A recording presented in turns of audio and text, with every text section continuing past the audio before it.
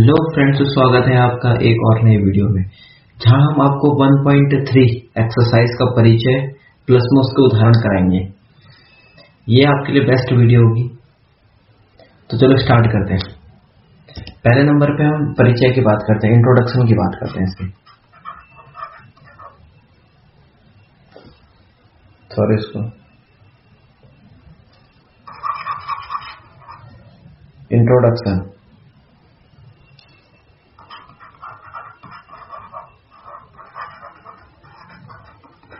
परिचय की बात कर रहे हैं।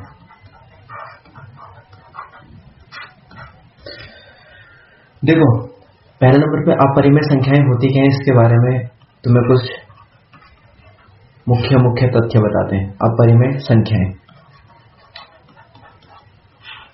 अपरिमेय संख्याएं ऐसी संख्याएं होती हैं जिनको हम 3 भागों में बांट सकते हैं। ठीक है, नॉर्मली हम इनको कहते हैं कि ये अशांत अनावर्ती संख्याएं होती हैं। अशांत अनावर्ती संख्याएं। अशांत अनावर्ती संख्याओं का मतलब क्या होता है? देखो, अपरिमेय संख्याएं अशांत अनावर्ती संख्याएं होती है। अशांत अनावर्ती संख्याओं का मतलब क्या होता है? जो रिपीट नहीं होती। 1.234 ऐसे चलता ही जा रहा है, 1.698 ऐसे चलता ही जा रहा है। तो ये सब अशांत अनावर्ती वाले हैं, जो रिपीट नहीं हो रहे, इसका मतलब चलते जाएंगे। वो हमारे सारे अपरिमेय संख्याएं होती है। अगर इसकी जगह बात करें, 2 पॉइंट और यहाँ पे इंक्लूड होते हैं। पहला पॉइंट होता है कि अगर रूट में m है, इसका मतलब इसका कोई वर्गमूल नहीं होता। इसका कोई वर्गमूल नहीं होता। वर्गमूल नहीं होता कहने का मतलब, नॉर्मली रूट में अगर हम अभाज्य संख्याओं को रख दें तो वो सारे के सारे हमारे अपरिमेय हो जाएंगे। रूट में अगर अभाज्य संख्याओं को रख दें, वो सारे हमारे अपरिमेय संख्या हो जाएंगे। ध्यान रखना, ठीक है। जैसे कि एग्जांपल के लिए √2, √3, √5, √7। देखो, इनका वो स्क्वायर रूट है।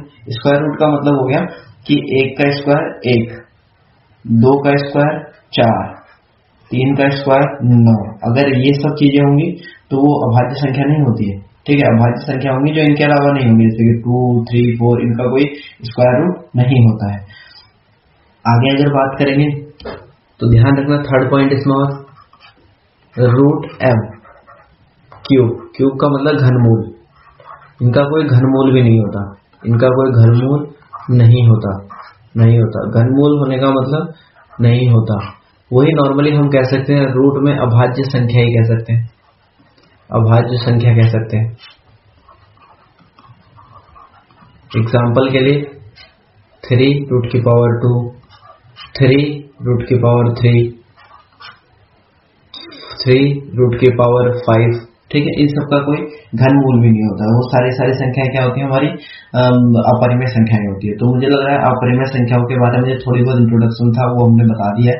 इंट्रोडक्शन में क्या क्या बताया है? सिंपल सी चीज है कि ये कभी भी रिपीट नहीं होती है, ये चलती रहती है। 1.432, 32, 4, 6, 8 ऐसे चलती रहती है, रिपीट नहीं होती है। और इनका कोई वर्गमूल नहीं होता है, इनका कोई घनमूल नहीं होता। ये इनकी थोड़ा सा डेफिनेशन बताई हुई है। अब मैं तुम्हें कुछ एग्जाम्पल के साथ इसको करना सिखाऊंगा कि हम किसी भी अपरिमेय संख्या को प्रूव कैसे करते हैं। ठीक है, तो हम एग्जाम्पल पर चलते हैं। उससे पहले हम कुछ चीजें और जान लेते हैं, जहाँ पे हम अपरिमेय संख्याओं के बारे में कि अगर इन दोनों को जोड़ा जाए तो क्या इफेक्ट पड़ता है, घटाया जाए तो क्या इफेक्ट पड़ता है। तो इसके बारे में भी थोड़ी बहुत जान लेते हैं। तो देखो, अगर मान लो मैं बोल रहा हूं कि 2 अपरिमेय संख्याओं को मल्टीप्लाई करता हूं, अपरिमेय इंटू अपरिमेय। अगर मैं 2 अपरिमेय संख्याओं को इंटू करता हूं तो क्या इफेक्ट पड़ता है? तो ध्यान रखना, इसका इफेक्ट 2 टाइप में पड़ जाता है। कैसे? या तो वो परिमेय संख्या बन जाएगी, या वो अपरिमेय बन जाएगी। इस संबंध बता रहे हैं हम अपरिमेय और परिमेय संख्याओं के बीच, कि परिमेय और अपरिमेय संख्याओं के बीच संबंध क्या होते हैं।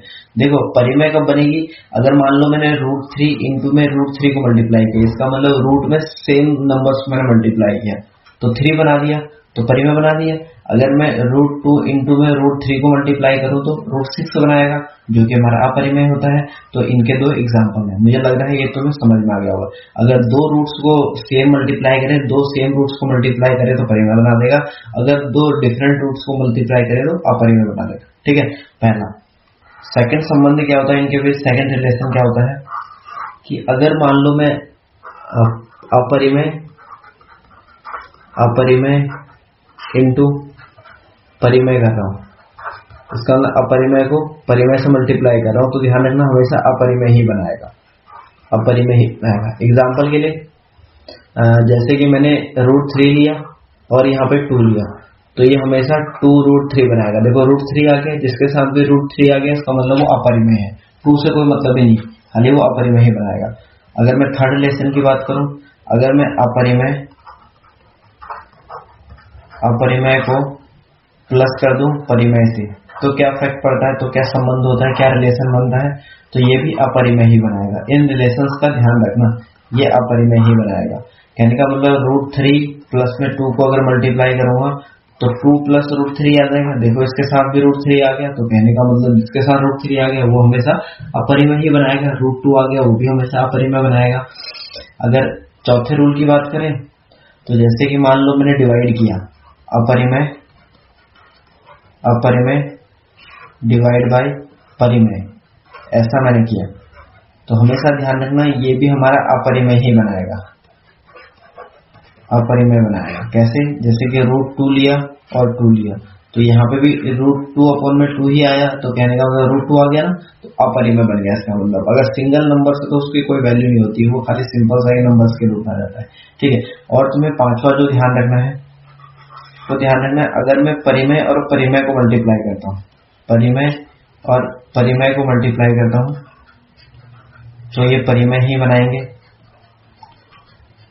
जैसे कि मान लो 1 को मैं 2 से इंटू करूंगा तो 2 ही बनाएगा। मैंने बताया था तुम्हें सारे पूर्णांक हमारे परिमेय होते हैं, तो ये दोनों पूर्णांक हैं, इन दोनों को जोड़ूंगा तो 2 ही बनाएंगे। एक रिलेशन और जान लो, छठा रिलेशन, कि अपरिमेय को अगर मैं परिमेय से माइनस करूं, अपरिमेय को अगर मैं परिमेय से माइनस करूं तो क्या होगा, ये भी हमारा अपरिमेय ही बनाएगा, अपरिमेय बनाएगा। ठीक है, जैसे कि √2 √3 माइनस में 3, तो ये 3 माइनस √3 ही बनाएगा, तो √3 आ गया तो इसका मतलब अपरिमेय हो गया। ठीक है, इस चीज के बारे में ध्यान रखोगे तो ध्यान रखेंगे। एक छोटा सा नोट बना के लिख लेना यहाँ पे, जिसकी हमें जरूरत पड़ेगी यहाँ पे पेपर में, आगे क्वेश्चन में नोट करके। अपरिमेय संख्या कभी भी परिमेय संख्या के बराबर नहीं होती, परिमेय संख्या के बराबर नहीं होती। नॉर्मली कह सकते हैं कि LHS not equal to RHS होता है। यहाँ पे अपरिमेय संख्या में LHS और परिमेय संख्या में RHS, जरूरी नहीं है तुम इनको उल्टा भी ले सकते हो, तो ऐसा कोई जरूरी नहीं है। ठीक है, तो मुझे लग रहा है आपको इनके बीच का जो भी रिलेशन था, जो भी संबंध था, वो समझ में आ गया होगा। चलो हम आगे बढ़ते हैं, अब कुछ एग्जाम्पल्स करेंगे। तो एग्जाम्पल नंबर फर्स्ट देखो क्या बोल रहा है, हमें प्रूफ करना है कि √3 एक अपरिमेय संख्या है। तो इसको प्रूफ करने का जरिया क्या है, जैसे ही हम इसका उत्तर लिखने जाएंगे, इसका मतलब इसको प्रूफ करने जाएंगे, सिद्ध करने जाएंगे, तो पहले लिखोगे √3 एक परिमेय संख्या है, माना हमने परिमेय संख्या है, यहां पे लिख लेना माना √3 एक परिमेय संख्या है। अगर √3 एक परिमेय संख्या है तो हम इसको कैसे लिख सकते हैं, p/q की फॉर्म में लिख सकते हैं, और q कभी भी 0 नहीं होना चाहिए, ये कंडीशन होती है। p/q की फॉर्म में लिख सकते हो परिमेय संख्या को। फिर यहाँ पे अज्यूम करना, इसका मतलब यहाँ पे भी माना p और q एक सह अभाज्य संख्या है, एक सह अभाज्य संख्या है। तो इसका HCF क्या आ जाएगा, p और q का अगर सह अभाज्य संख्या है तो 1 आ जाएगा, जिसको हम उभयनिष्ठ भी कहते हैं। ठीक है, उभयनिष्ठ गुणनखंड भी कहते हैं, इसको क्या कहते हैं, उभयनिष्ठ गुणनखंड। जो हमारा उभयनिष्ठ गुणनखंड आ जाएगा वो आ जाएगा 1। ठीक है, मुझे लग रहा है आपको इतना समझ में आ गया होगा। चलो हम आगे करते हैं इसको सॉल्यूशन, अब इसको पूरा करते हैं। अगर √3 को हमने p/q की फॉर्म में लिखा, अगर हम इसका वर्गमूल करते हैं, अगर हम मान लो इसका स्क्वायर करते हैं, स्क्वायर का मतलब हम इसको स्क्वायर कर देते हैं, ठीक है। अगर दोनों तरफ हम इसका स्क्वायर कर दें तो क्या होगा, अगर हम दोनों तरफ इसका वर्ग कर दें तो क्या होगा, वर्ग करने पर अगर वर्ग कर दें तो √3 का स्क्वायर p/q का स्क्वायर, ठीक है। वर्ग किया, √3 का मतलब 3, √3 को 2 बार, ध्यान रखना किसी भी नंबर्स को अगर रूट में हो, दोनों सेम हो, तो उनको मल्टीप्लाई करते हैं तो रूट हट जाता है, ठीक है। √3 इंटू में √3 3 ही बना देगा, ठीक है, ध्यान रखना। अगर दो डिफरेंट नंबर को मल्टीप्लाई करूं, √2 इंटू में √3, तो ये √6 बनाएगा, ठीक है। अगर रूट के अंदर दो डिफरेंट नंबर हो तो वो दोनों मल्टीप्लाई हो जाते हैं, ठीक है। और यहाँ पे p का स्क्वायर अपॉन में q का स्क्वायर वर्ग। अब कुछ नहीं, इन दोनों को क्रॉस कर दो, जैसे ही क्रॉस किया तो ये p², ये यहाँ पे q² आ जाएगा, q² आ जाएगा, और is equal to p² divide by 3 आ जाएगा। तो हम ये कह सकते हैं p² 3 से विभाजित होता है। अगर p² 3 से विभाजित होता है तो p भी क्या होगा, p भी 3 से विभाजित होगा, और जो लास्ट में विभाजित होता है वही हमारा HCF होता है, विभाजित होगा। अगर ये इससे विभाजित होगा तो p का जो HCF आएगा वो आएगा 3, इसका HCF 3 आया। अगर हम आगे की तरफ को इसको सॉल्व करें तो देखो यहाँ पे क्या आया, p² इजिकल टू 3 आ गया, यही आया p की वैल्यू है, p इजिकल टू में 3 आई। तो अगर मैं p इजिकल टू में 3c मान लूँ तो मैं p की वैल्यू, p का मान इक्वेशन फर्स्ट में रखने पर, ठीक है। अगर p का मान इक्वेशन फर्स्ट में रख दूं तो इक्वेशन फर्स्ट इसको मान के चलो, तो देखो यहाँ पे क्या है, q² इजिकल टू p की वैल्यू 3c का स्क्वायर अपॉन में 3, q² इजिकल टू 3 का मतलब 9c² डिवाइड बाई 3, तो 3 3 जा 9, तो c² इजिकल टू में q² डिवाइड बाई 3 आ जाएगा। ये मल्टीप्लाई में था तो डिवाइड में आ गया, तो हम यहाँ पे कह सकते हैं q² 3 से विभाजित होता है,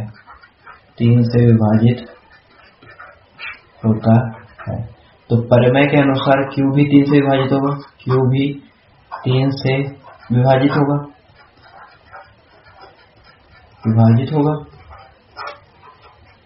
ठीक है, 3 से विभाजित होगा। अगर ये 3 से विभाजित हो गया तो इसका HCF क्या आ गया, 3 आ गया। तो हम अगर यहाँ पे बात करें तो यहाँ पे उभयनिष्ठ क्या आया, यहाँ पे जो उभयनिष्ठ आया, अगर हम बात करें तो यहाँ पे उभयनिष्ठ क्या आया, यहाँ पे उभयनिष्ठ हमारा आया, उभयनिष्ठ यहाँ पे आया जो जिसको हम HCF कहते हैं, वो आया 3, p एंड q का 3 आया, लेकिन वहां पे हमारा एक आर था। तो हम ये कह सकते हैं कि विरोधाभास के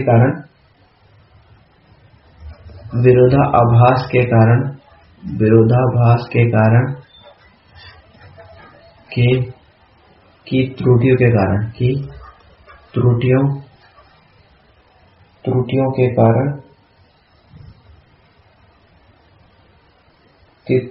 कारण त्रुटिपूर्ण के कारण हमने इसे परिमेय संख्या मान लिया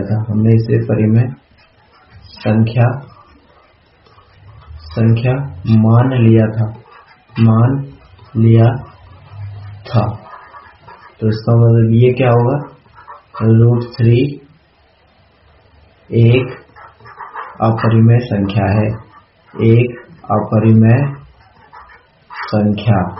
है, ठीक है, ध्यान रखना। √3 क्या होगा, एक अपरिमेय संख्या होगा। तो मुझे लग रहा है ये वाला जो उदाहरण था आपको अच्छे समझ में आ गया होगा। अगले उदाहरण की ओर बढ़ते हैं। देखो उदाहरण नंबर सेकंड, ये सेकंड है, ध्यान रखना। उदाहरण नंबर सेकेंड।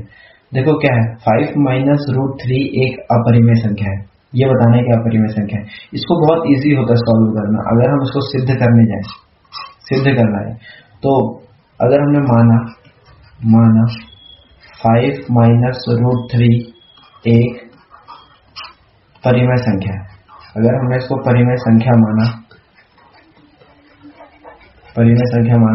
तो हम इसको लिख कैसे सकते हैं, इस प्रकार से कुछ p बाई क्यू, और q कभी भी जीरो नहीं हो सकता। अगर हम माना p एंड q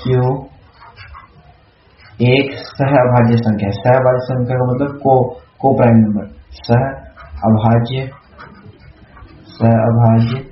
संख्या है।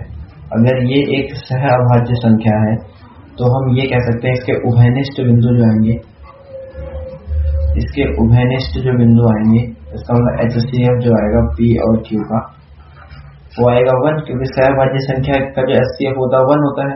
अगर 1 आ गया तो मान लो 5 minus root 3 is equal to P by Q है, अपॉन में 1, क्रॉस करो सेम टू सेम। जैसे हम लोग इसको क्रॉस करते हैं तो 5 माइनस रूट 3 इधर आ जाएगा Q इज इक्वल टू में P आ जाएगा।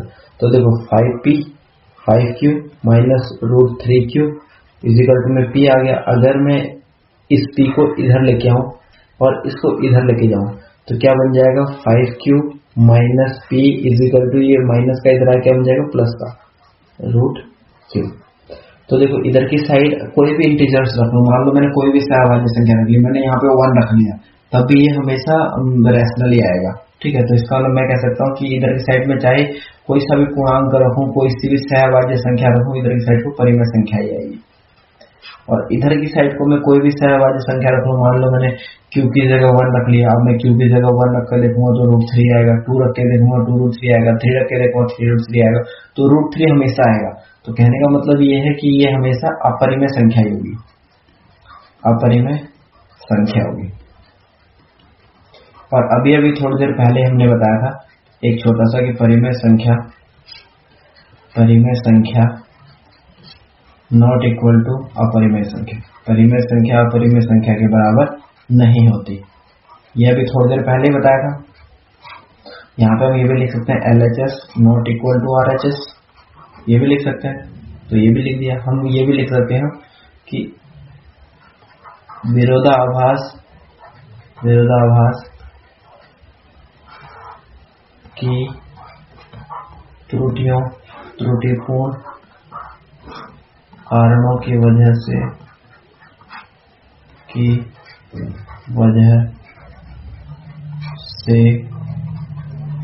हमने इसे परिमेय संख्या मान लिया था, परिमेय संख्या मान लिया था, परंतु ये होगी क्या, परंतु 5 माइनस रूट 3 एक अपरिमेय संख्या है। तो मुझे लग रहा है ये भी आपको समझ में आ गया होगा, ये वाला एग्जाम्पल भी। अगले उदाहरण की तरफ चलते हैं, इसका लास्ट उदाहरण देखो, उदाहरण नंबर 3 है, उदाहरण नंबर 3 बोल के रहा है 3 रूट 2 एक अपरिमेय संख्या है, ये बताना है, सिद्ध करना है। तो उत्तर लिखना स्टार्ट करो, सिद्ध करना स्टार्ट करो, सिद्ध भी लिख सकते हो, यहाँ पे सिद्ध कर रहे हैं हम लोग।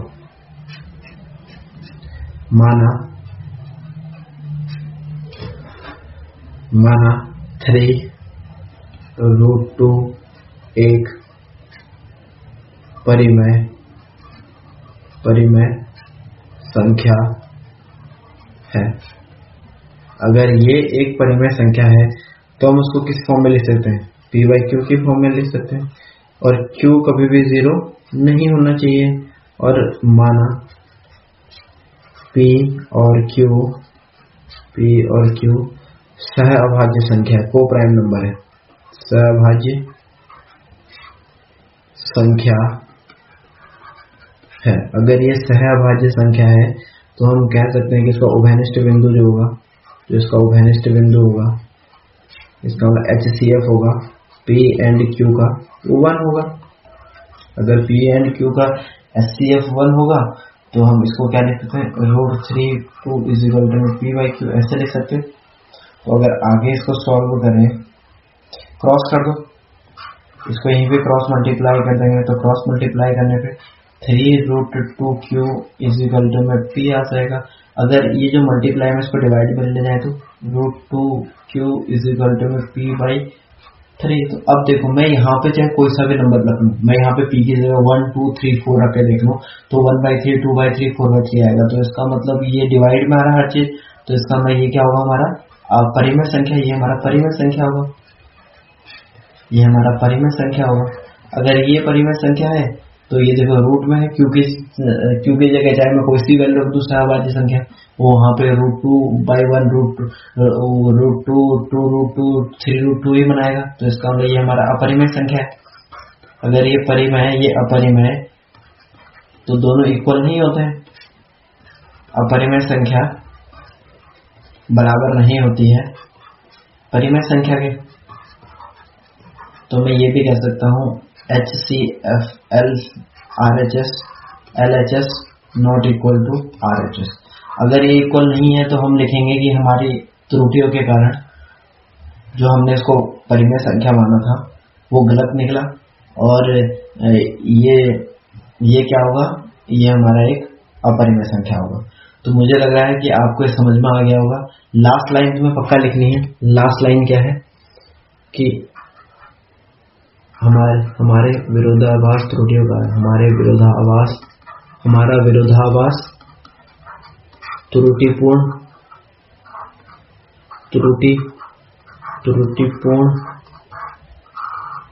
के कारण कि हमने इसे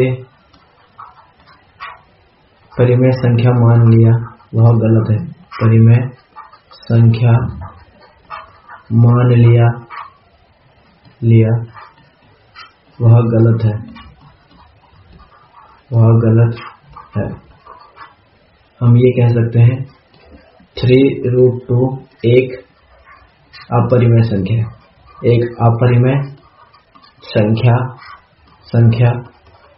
है। तो मुझे लग रहा है ये आपको अच्छे समझ में आ गया होगा। ये सारे के सारे उदाहरण जो मैंने आपको 1 by 1 बताए, 1 से 1 बताए, तो ये आपको सारे के सारे समझ में आ गए होंगे। और अगली जो भी वीडियो होगी उसमें हम लोग इसके क्वेश्चंस डिस्कस करेंगे। Thank you. इसको ज़्यादा से ज़्यादा शेयर करो, सब्सक्राइब करो, ज़्यादा लोगों तक पहुँचाओ ताकि सभी इसका फ़ायदा उठा सकें और सभी को इसका फ़ायदा मिले, जो हिंदी मीडियम के बच्चे जिनको कि क्लासेस नहीं मिल पाती हैं, जो बड़ी मुश्किल से क्लासेस यूज़ कर पाते हैं।